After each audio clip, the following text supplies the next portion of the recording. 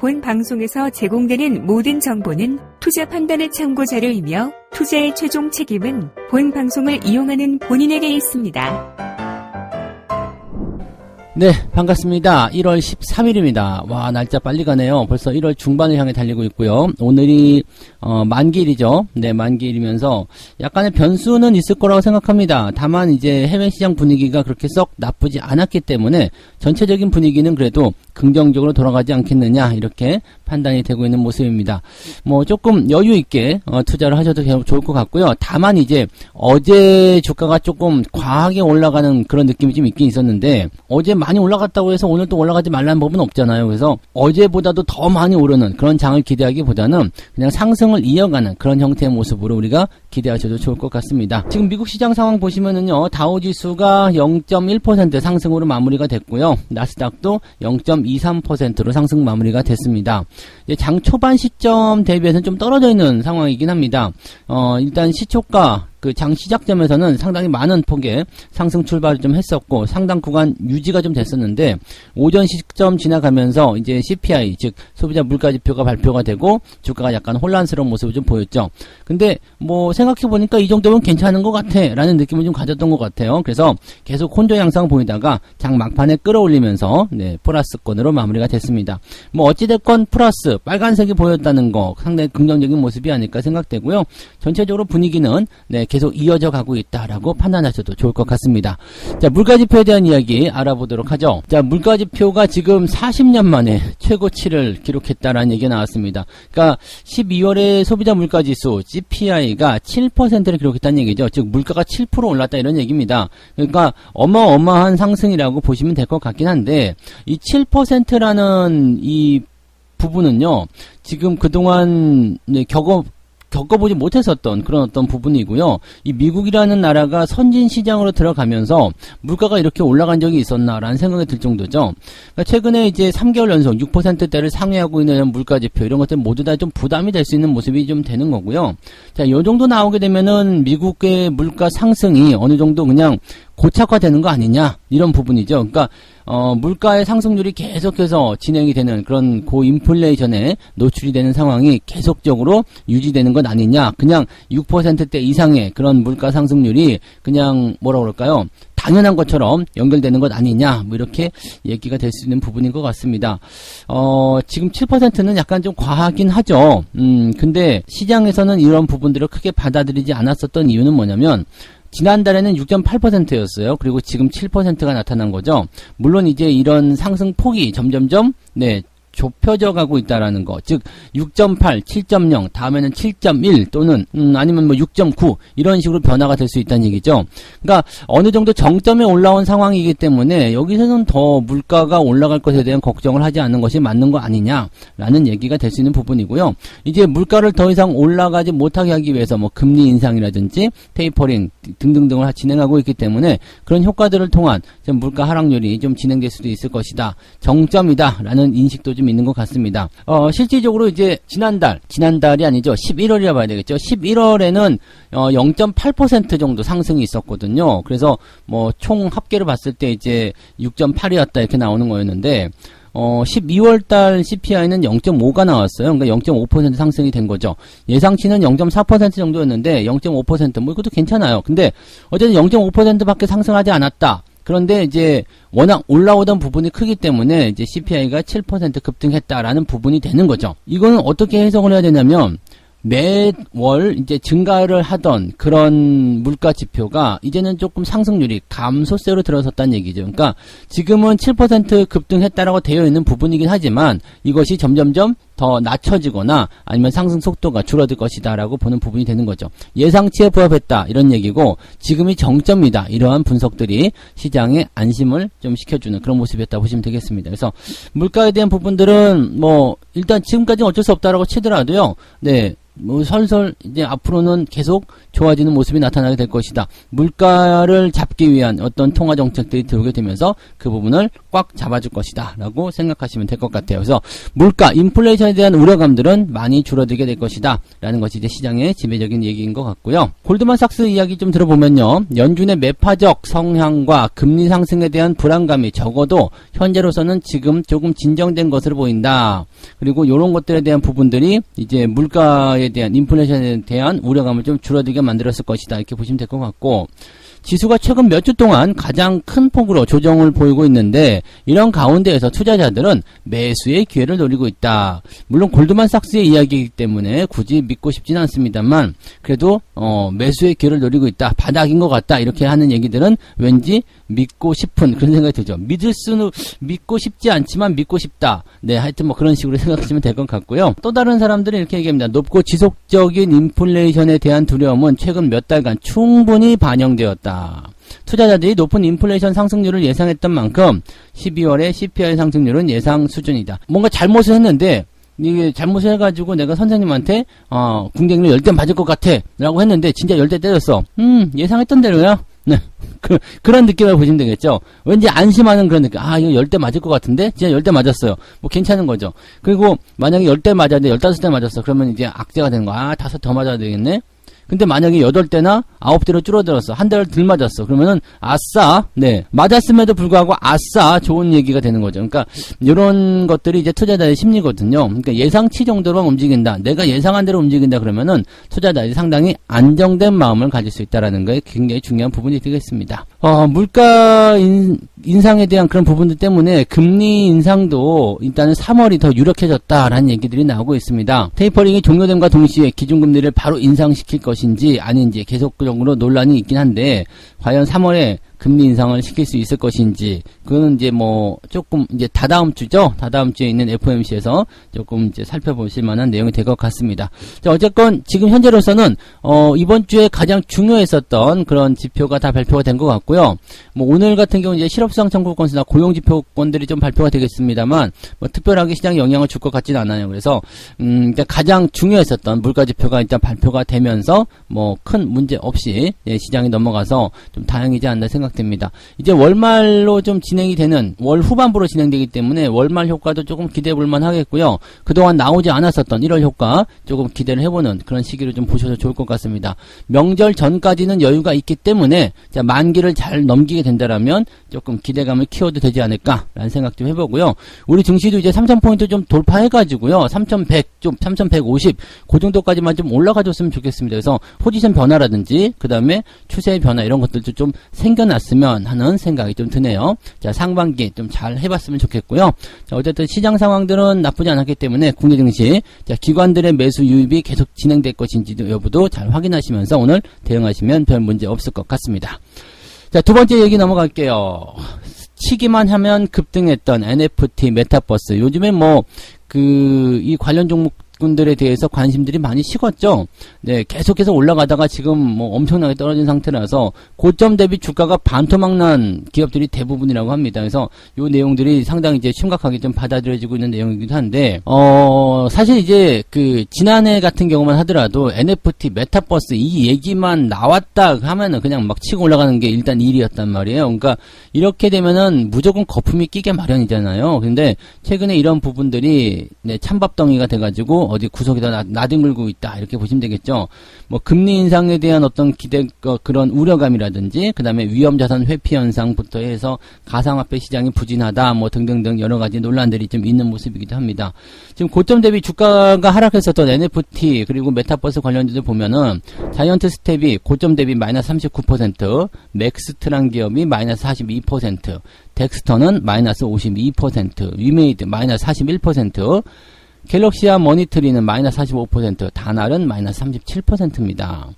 자, 고점 대비요. 네, 지난번 고점 대비 요 정도 빠졌다는 얘기인데, 그러니까 고점에서 들어가신 분들은 전부 다 마이너스 40% 이상이라는 얘기인데, 야, 이거 어마어마한 거죠. 누구는 수익을 내고 있는데, 누구는 손실이 나고 있다. 이게 또 더 기분 나쁜 건 뭐냐면요. 이제 계속적으로 손실이 났었던 그 종목군들, 그 대형주들 팔아가지고 이쪽으로 넘어간다는 이야기거든요. 이쪽으로 넘어가지고 샀는데 다시 여기서 마이너스 40%, 마이너스 30% 막 이렇게 나오니까 여기서 이제 정말 미치고 환장을 노리죠. 근데 더 열받는 거는 그때 내가 팔아먹은 종목이 올라간다. 네, 이런 식인 거거든요. 그래서 또 이번에는 이렇게 생각하겠죠. 에이, NFT 메타버스. 그때 내가 891로 넘어왔을 때 주식이, 빵 치고 올라갔었어. 난 이 종목 이제 절대 안 팔 거야. 라고 생각하면 손실이 더 많이 날 수도 있습니다. 그래서 항상 조심하셔야 되는 건 뭐냐면, 지금 이 종목이 가지고 있는 위치, 이 종목이 현재 위치한 그 현재 상황 이런 것들을 보셔야 되거든요. 이게 바닥에서부터 올라가고 있는 것인지 아니면은 뭐 저점을 좀 찍고 반등이 나가는 것이 지금부터 계속 떨어지고 있는 시작점인지 이거 잘 알아야 되는데 NFT하고 메타버스는 거품이 좀 상당히 많이 꼈었던 부분이 있었기 때문에 여기서 주가가 떨어질 확률이 조금 더 있다는 얘기죠. 그러니까 아직까지도 여러분들 네 이제는 상당히 좀 애매한 상태가 되긴 됐습니다만 기술적 반등에 속으면 안 되겠죠. 그래서 약간 부담스러운 내용들이 계속적으로 나오고 있다는 거 참고하셔야 되겠고요. 실질적으로 이제 이 기대감이 있겠느냐 아니냐 아직도 유망한 테마다라고 얘기하는 부분도 많이 있습니다. 뭐 조기 금리 인상 또는 긴축 우려 등으로 통해서 최근에는 실적보다 기대감으로 주가가 상승한 메타버스와 NFT 관련주가 많이 떨어진 것으로 풀이가 되고 있다. 그러니까 실적보다 기대감이 되게 거품이 꼈다 이런 얘기죠. 그래서 요런 부분들이었는데 최근에 뭐 비트코인도 이제 그다지 썩 좋진 않죠. 네, 4만 달러도 최근에 무너진 부분도 좀 있었고요. 누구는 이제 비트코인 다시 7만 달러 간다라는 얘기를 하고 있긴 하던데 7만 달러 간다는 이야기 여러분 잘 생각해 보세요. 7만 달러 간다. 지금이 4만 달러 때니까 7만 달러 간다고 얘기하지만 얼마 전까지만 하더라도 10만 달러 간다는 얘기 있었습니다. 근데 이게 7만 달러로 바뀌었어요. 자, 아무튼 뭐 그런 것들 참고를 하시기 바랍니다. 저는 뭐 코인 전문가가 아니기 때문에 네, 그 정도만 말씀을 드리죠. 근데 어쨌건 최근에 상황이 좋지 않기 때문에 관련 주들이 같이 떨어진 모습이었다라고 보여지고 있고요. 증권가에서는 그래도 긍정적으로 보고 있다. 메타버스는 글로벌 투자자들의 관심이 집중될 유망 테마 중에 하나다. 뭐 빅테크 등등등을 통해서 차세대 핵심 성장 부분이다. 뭐 등등 NFT 역시도 마찬가지다. 이렇게 되어 있는데 뭐 이것은 어느 정도 동의하는 바입니다. 왜냐하면 지금 여러분들 이 메타버스나 이런 NFT나 뭐 전부 다 이제 앞으로 미래에 진행이 돼야 될 그런 어떤 산업 분야로 보셔야 되거든요. 메타버스 이거 굉장히 중요한 거거든요. 물론 범위가 너무 광범위하기 때문에 거기서 꼭 집어가지고 뭐가 이게 나온다 볼 수는 없는 부분이겠습니다만 아주 쉽게 얘기하면 자율주행이 있죠. 자율주행도 메타버스라고 보시면 돼요. 그러니까 현대차도 메타버스야 라고 얘기하면 맞는 얘기거든요. 삼성전자도 메타버스야. 그럼 그게 맞는 거예요. 왜냐면 이 메타버스의 범위가 굉장히 크기 때문에. 그런데 꼭 집어가지고 뭐 가상현실 세계에서 뭐 이 NFT 대체불가 토큰을 가지고서 뭐 거래를 하는 상황들. 그래서 게임주들이 많이 올라간 거잖아요. 하지만 그렇게 이 실적에 대한 부분이라든지 이런 것들이 반영이 되는 또 그쪽 상황들이 이렇게 막 엄청나게 커져가지고 전 국민이 게임에 미쳐가지고 할 그런 상황은 아니잖아요. 하지만 자동차에 대한 어떤 상황이라거나 또는 이제 뭐 예전에 사물 인터넷 같은 경우 움직이는 것처럼요. 요즘엔 많이들 이제 인식이 되고 있잖아요. 그러니까 그런 식의 어떤 것처럼 실생활의 변화 이런 것들을 가져올 수 있는 것들이라면 여러분들이 관심을 가져야 되겠죠. 그래서 메타버스나 이런 NFT 이런 부분들도 실생활의 변화를 가져올 수 있는 쪽으로 이용이 된다면 당연히 유망한 테마라고 보셔야 됩니다. 다만 어느 기업에 적용이 되느냐 어느 산업에 적용이 되느냐 어느 분야에 적용이 되느냐 이게 중요하다고 생각하시면 되겠습니다. 그래서 너무 그냥 테마만 보고서 그냥 그거래 그러면서 쭉 치고 올라가는 거 그런 것들은 다 거품이기 때문에 그런 것들만 좀 조심해서 투자하시면 훨씬 더 풍요로운 투자가 되실 거라 생각합니다. 위에서 잘 팔고만 내려와도 또 이렇게 변곡점만 잘 보셔더라도 여러분들 크게 걱정하지 않으실 것 같은데 말이죠. 자, 욕심을 조금 줄이셔야지 좋은 투자가 되실 것 같습니다.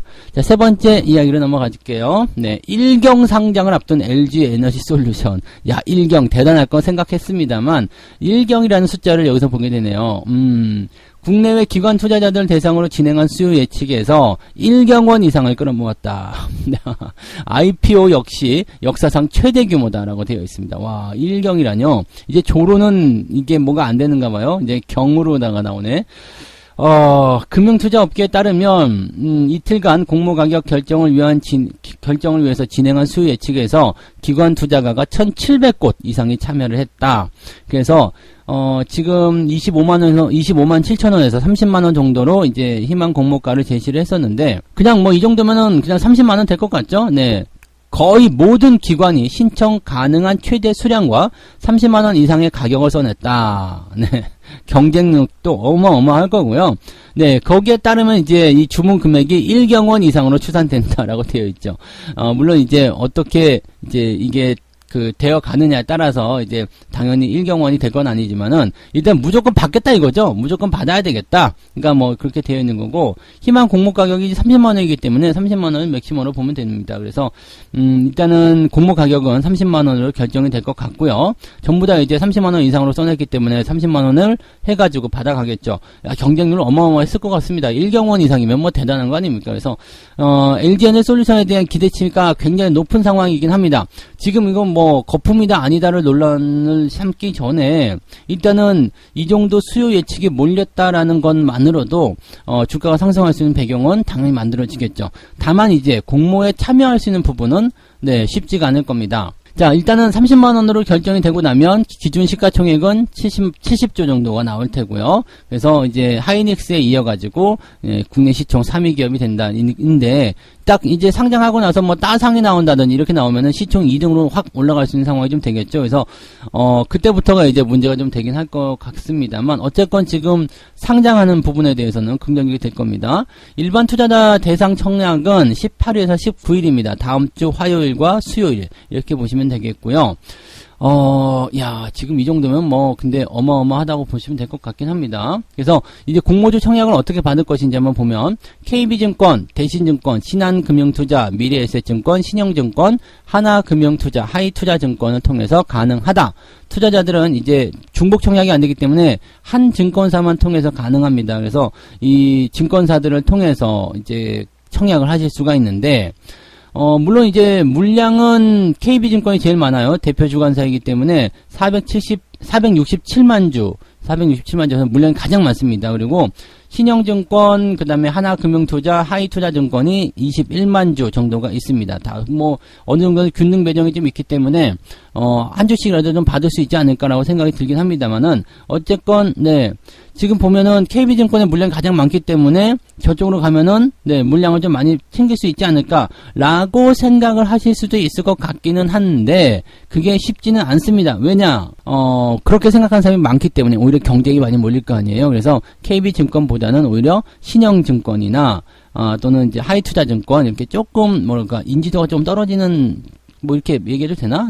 아무튼 인지도가 조금 떨어질 수 있는 사람들이 많이 모르는 그런 증권사 쪽에 관심을 좀 가지면 오히려 경쟁률이 좀 낮아서 물량을 배정받기가 더 쉽다라고 보실 수도 있습니다. 그래서 KB증권이나 뭐 대신증권, 신한금융투자 이런 쪽 미래에셋증권 이렇게 사람 많은 곳보다도 오히려 사람이 없는 쪽으로 이렇게 보시면 되겠습니다. 뭐 거의 뭐 그 입시철에 대학교 원서 넣는 그런 정도인 것 같은데 일단 이거 쉽게 생각하면요. 그냥 따상이 나온다 생각했을 때 내가 30만 원을 집어넣어 봐요. 30만 원짜리 주식 하나 받으면 일단은 따가 되면은 30만 원 벌죠. 여기다가 상한가에 가게 되면 얼마를 법니까? 60만 원에서 30%면 18만 원인가요? 63, 18 맞죠? 그러면은 30만 원 더하기 18만 원이면 거의 한 8만 원? 50만 원 정도를 벌어가는 거잖아요.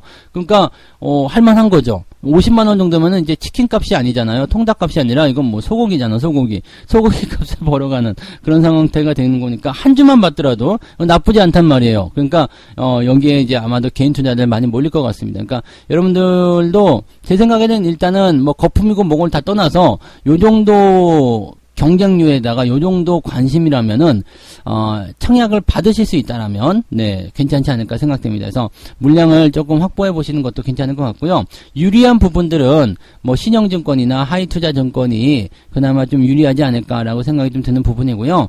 물량이 많은 곳에서 놀고 싶다 그러시면 이제 KB증권이 가장 많으니까 그쪽으로 가시면 되겠습니다. 거의 대부분 이제 가지고 있는 물량 중에서 절반 정도는 균등 배정이라서 여러분들이 조금 기대감을 좀 가지시는 것도 괜찮을 것 같아요. 한 주, 두 주만 가지더라도 제법 괜찮을 거라고 생각합니다. 자, 근데 따상이 되느냐 안 되느냐죠. 이게 큰 종목이 따상 가는 것은 좀 어렵기 때문에 딱 그 따상만 생각하고 접근하시면 안 되고요. 그 다음에 공모를 못 받으신 분들, 그러면 나 상장 당일날 매수하려다 이거는 좀 어렵습니다. 그래서 그거는 좀 힘들 수도 있기 때문에 여러분들이 공모가 딱 돼서 이제 상장이 되게 나면 그다음부터는 여러분들이 건드리실 만한 영역이 아닙니다. 그래서 그 이후부터는 물량이 쭉쭉쭉 빠질 거란 말이에요. 그러니까 여러분들 항상 당해왔던 것처럼 그렇게 또 신규 종목들 들어가서 힘들어하지 마시고요. 공모주 청약은 들어가셔서 공모주를 받으셔도 되겠습니다만 신규 상장 이후에 종목을 매수하는 것은 반댈세라고 말씀을 드릴 수가 있겠죠. 그래서 그 내용들 보시고요. 상장 첫날은 뭐 제가 또 이야기를 해드리겠습니다만 27일 정도에 상장하죠. 그러니까 그때 또 제가 말씀을 드리겠지만 이제 항상 어떤 변화가 일어나느냐에 따라서 여러분들이 대응점을 잘 좀 체크하시면 되겠습니다. 그거는 이제 그때 그 다음에 다음 주에는 개인 청약에 대한 부분들 한 번 더 이야기를 해드리도록 하겠습니다. 어쨌든 LG 에너지 솔루션은 네 긍정적으로 네 청약을 받으셔도 괜찮지 않을까라고 생각이 드네요. 네, 자, 오늘도 여러분들 화이팅 하시고요. 저는 장중 시황에서 다시 뵙겠습니다. 고맙습니다.